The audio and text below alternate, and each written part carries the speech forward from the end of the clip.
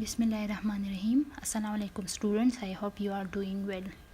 Today हमारा जो topic है वो मुस्लिम पर्सनल लॉ के टॉपिक वसीयत पर है। विल को अरबी में वसीयत कहते हैं। इस्लाम से पहले जो टेस्टामेंट्री पावर थे रिगार्डिंग प्रॉपर्टी वो अनलिमिटेड थे।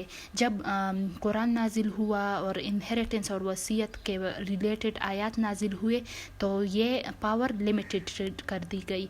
तो वसीयत is a legal declaration regarding the disposal of property after the death of a person. वसीयत उसको कहते हैं कि एक शख्स ये इरादा ज़ाहिर करता है कि उसके मरने के बाद उसकी जो प्रॉपर्टी है वो किस को मिलेगी, तो ये वसीयत है। तो वसीयत के मुताबिक जो प्रॉपर्टी किसी को मिलती है वो उसके मरने के बाद मिलती है, उसके मरने से पहले नहीं मिलती। तो वसीयत is a legal declaration regarding the disposal of property after the death of a person. Quran में अल्लाह ताला फरमाता है कि जब मौत तुम्हारे करीब आ जाए तो अल्लाह के मुताबिक अपनी वसीयत बनाओ। तो कुरान में अल्लाह ताला हुक्म देता है कि अपने पीछे वसीयत छोड़ो। रसूलुल्लाह सल्लल्लाहु अलैहि वसल्लम फरमाता है कि जिस शख्स के पास भी प्रॉपर्टी हो तो वो वसीयत करे। विल के लिए जो पार्टीज होते हैं वो टेस्टेटर और लेगेटी होते हैं। There are to parties two will. So the first one is testator. Testator उस शख्स को कहते हैं हु मेक्स विल, और लेगेटी उस शख्स को कहते हैं in favour of whom the will is made. सो जो शख्स वसीयत करता है उसको टेस्टेटर कहते हैं, और जिसको प्रॉपर्टी मिलती है वसीयत के थ्रू तो उसको लेगेटी कहते हैं। So there are to parties to the will. तो विल कौन कौन कर सकता है? विल हर वो शख्स कर सकता है, वो चाहे मेल हो या फीमेल हो, लेकिन वो मुस्लिम होना चाहिए और मेजर होना चाहिए, यानी माइनर नहीं होना चाहिए, और साउंड माइंडेड होना चाहिए, और प्री कंसेंट हो उसका, यानी उसने वो will through fraud, misconception, concealment या कोर्जन के थ्रू विल ना बनाई हो, वसीयत ना की हो, बल्कि उसकी कंसेंट फ्री हो। तो विल के लिए वो ज़रूर नहीं है कि वो मेल हो या फीमेल हो, बल्कि दोनों कर सकता है।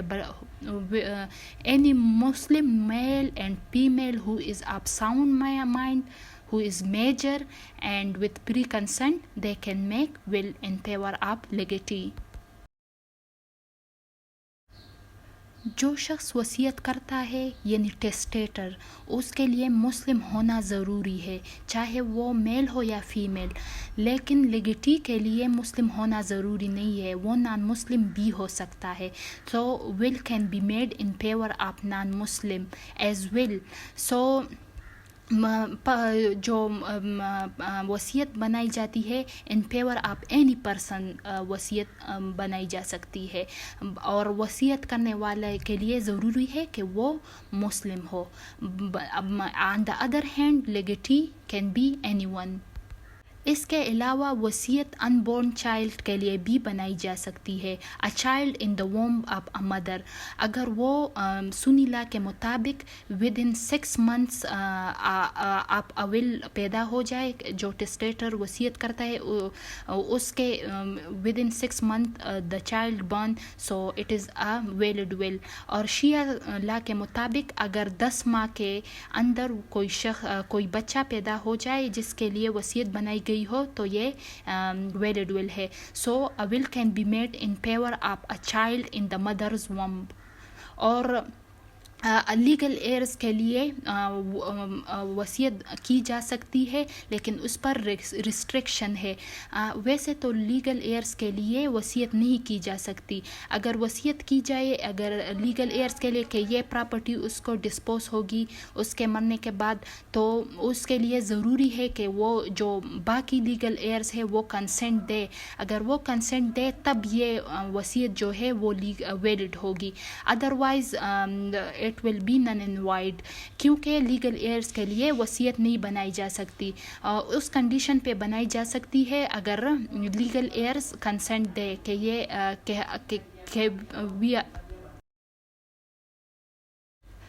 اب وصیت کے پاور پہ 2 ریسٹرکشن ہے. There are 2 restriction on the testamentary powers. Testator وہ یہ ہے، ٹیسٹیٹر کسی لیگل ایئرز کے پیور میں وصیت نہیں بنا سکتا. So a testator can't make a valid will in favour of legal heirs. یہ وصیت تب ویلڈ ہو سکتی ہے اگر دوسرے جو لیگل ایئرز ہے وہ کنسنٹ دے. اگر وہ راضی ہو تب یہ وصیت ویلڈ ہوگی. ادروائز کوئی بھی ٹیسٹیٹر لیگل ایئرز کے فیور میں وصیت نہیں کر سکتا. جو دوسری ریسٹرکشن ہے وہ ہے پراپرٹی کے حوالے سے، کہ کوئی بھی شخص 1/3 آف ہز پراپرٹی کے سوا وصیت نہیں کر سکتا. 1/3 پراپرٹی سے زیادہ وصیت نہیں بنا سکتا. یعنی no more than 1/3 of the property can be disposed by way of will.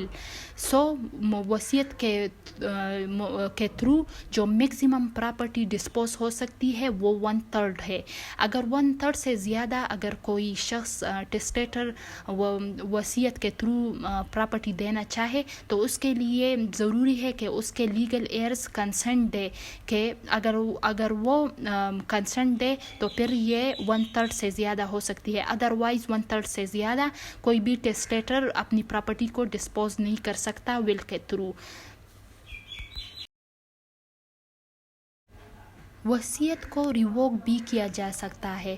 Will can be revoked by the testator at any time during his life time.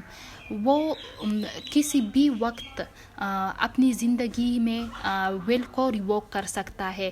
اس کے لیے 2 موڈس ہے. Either he can revoke expressly اور امپلائڈلی. Expressly وہ اس طرح کر سکتا ہے اگر وہ کسی کو پراپرٹی ول کے تھرو ڈسپوز کرتا ہے کہ اور کہتا ہے کہ I am disposing this property to that person after my death through وصیت, and later on he make a subsequent will and dispose that property to another person. So it means that he revoked his will expressly, کیونکہ اس نے اب وصیت کسی اور کے pure میں بنائی جس پراپرٹی کے لیے اس نے کسی اور کے لیے پہلے بنائی تھی. تو یہ ایکسپریسڈ ریووکیشن ہے.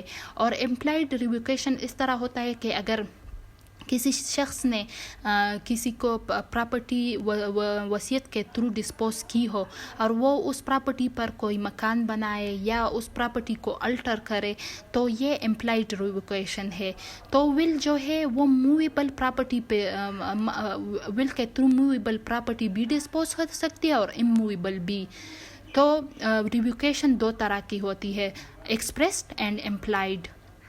اور جو شیعہ اور سنی لا کے جو ڈفرینسز ہے وصیت کے حوالے سے وہ یہ ہے کہ شیعہ لا کے مطابق جو ان برن چائلڈ ہے a child in the mother ومبس, تو سنی لا کے مطابق اگر وہ بچہ ودن 6 months پیدا ہو جائے جس وقت ول کی گئی ہو تو وہ ویلڈ ہے. اور شیعہ لا کے مطابق اگر کسی بچے کے لیے ول کی جائے اور وہ ودن 10 months کسی ان بورن پرسن کے لیے ول کی جائے اور وہ ان بورن پرسن ودن 10 months پیدا ہو جائے تو وہ وصیت ویلڈ ہے.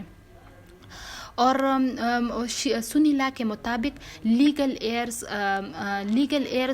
کے پیور میں وصیت نہیں کی جا سکتی، اور شیعہ لا کے مطابق لیگل ایئرز کے پیور میں وصیت کی جا سکتی ہے، لیکن اس کی جو پراپرٹی کی جو حد ہے وہ 1/3 سے زیادہ نہیں ہونا چاہیے.